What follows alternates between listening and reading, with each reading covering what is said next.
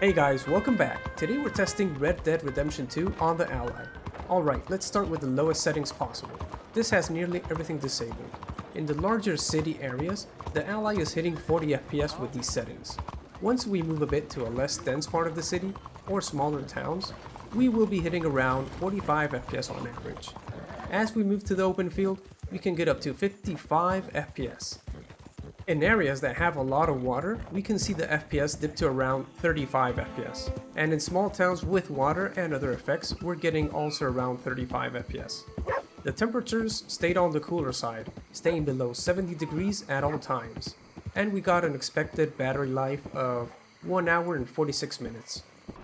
Now let's raise the bar a bit and see how the Ally handles the medium preset, which in the settings menu is called Balance.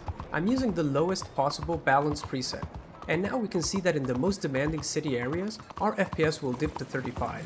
But once we move out to the less demanding areas of the city, or smaller towns, we get a nice boost. You can expect to get around 44 FPS. As we move outside of town and explore the open world, we can see that the FPS boosts even higher, hitting 53 FPS. As we approach areas with large amounts of water, we can see the FPS dropping all the way to 35. Just as with the low preset.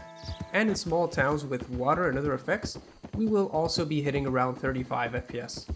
Temperatures are still good, at around 68 degrees, and we're getting the exact same battery life as with the low preset as expected.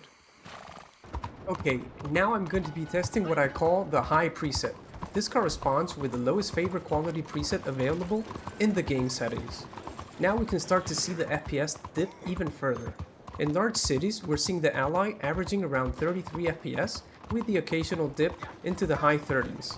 Once we get away from the most demanding areas, we can see that the FPS get boosted to nearly 40 FPS. In the open, we're seeing that the Ally is managing to hit 45 FPS. Then, in areas with a lot of water, we can see that this preset doesn't really have that much of an impact, as we're still getting roughly the same FPS as on the lower presets.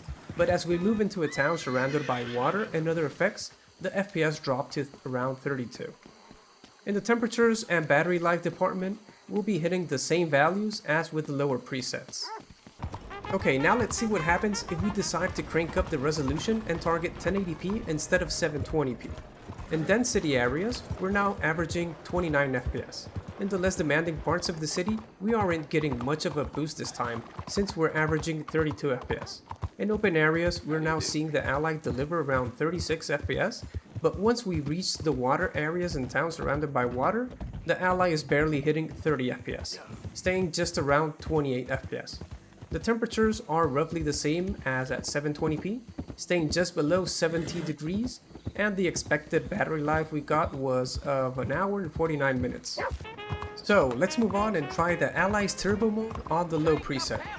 Okay, this is really good now. We're hitting 60 FPS in large crowded city areas, and as we move on to less dense areas, we can see that we're still hitting that 60 FPS sweet spot. Once we move out to the open field, the FPS rise all the way to 70 FPS. But once we reach a mass of water, the FPS quickly drop all the way to 40. And they stay at that level until we get to the area with a few houses, where the FPS drop even further to 36 FPS.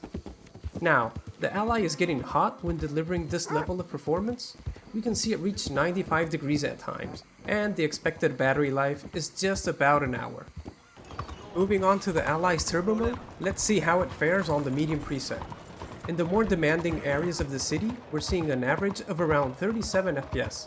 However, when we move to less crowded parts of the city, the frame rate jumps up nicely, hitting a smooth 63 FPS on average. Out in the open field, we're seeing the performance really take off, hitting a high of 76 FPS. However, when large water bodies are in view, the FPS takes a dip down to 39, similar to our previous test. Towns surrounded by water and with additional effects are a bit more challenging for the Ally, bringing us down to about 36 FPS. As for the temperatures, the Ally is running harder at this level, peaking at about 90 degrees Celsius. Battery life takes a hit as well, with an estimated playtime of just about 52 minutes. Alright, now let's move to the high preset with turbo mode, or as the game calls it, the lowest favorite quality preset. Starting in our demanding city areas, we're seeing the Ally pump out an average of 43 FPS. Not quite at that sweet 60, but a decent performance nonetheless. Once we move on to the less crowded parts of the city, the FPS counters show a boost, reaching up to 56 FPS on average. When we decide to take a ride out in the open field, the Ally certainly doesn't disappoint, averaging a high of 71 FPS. However, as we've seen before, when we encounter areas with a lot of water, the FPS count drops, reaching around 36 FPS. And in the case of that town that's surrounded by water and additional effects, the Ally's performance drops slightly further to about 34 FPS. Regarding the temperatures, even at this high preset, the Ally stays relatively cool, peaking at about 86 degrees Celsius. And in terms of battery life, you can expect around 56 minutes of gameplay. Alright, it's time to step up the game. Let's crank up the resolution to 1080p and see how the Ally handles the low preset. Starting off in those dense and demanding city regions, we're seeing the Ally churn out a decent 31 FPS. As we move on to the less demanding parts of the city, we can see a nice improvement with an average of 49 FPS.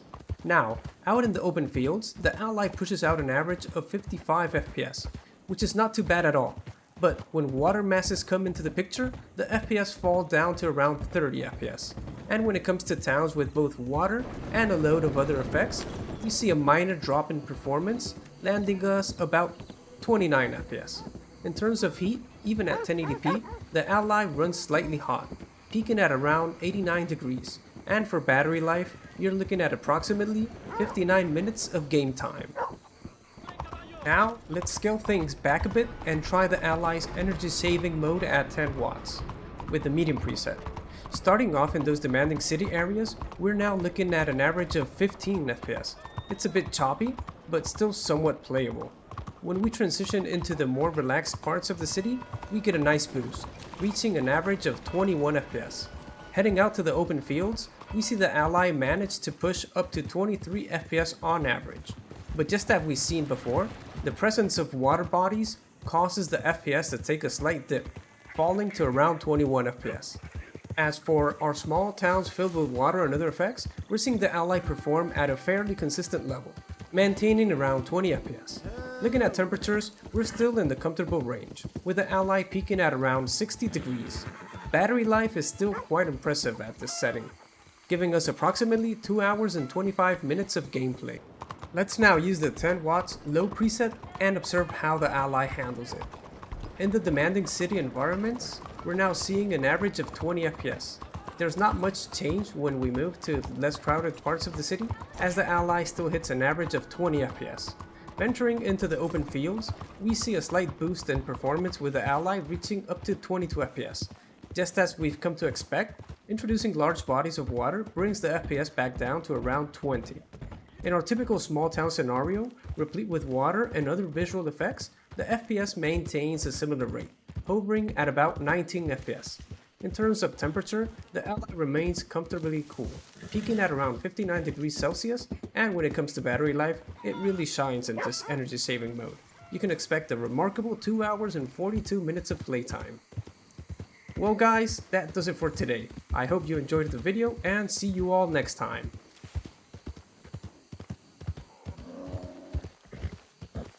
Mm-hmm.